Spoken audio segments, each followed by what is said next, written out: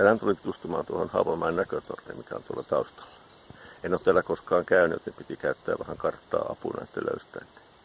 Mutta Tervonkunnan kotisivuilta löytyy semmoinen Google-kartta, josta löytyy kohteista tietoa ja sitten myös ajo-ohjeet saada perästä tuohon puhelimen navigaattoriin.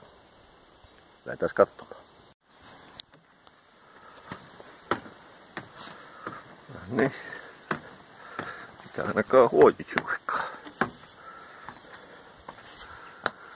Tukevan tuntuinen torni.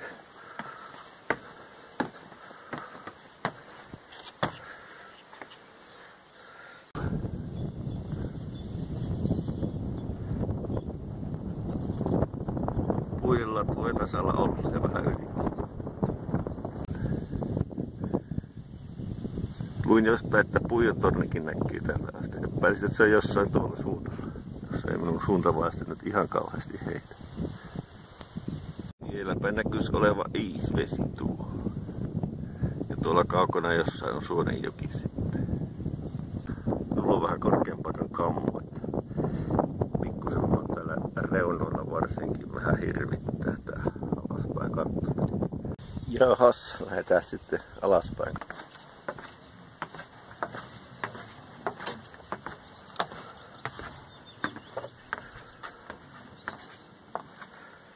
Pidetään kaiteesta tukevasti kiinni koko ajan, niin turvallinen on.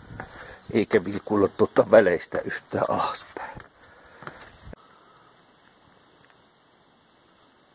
Siinäpä se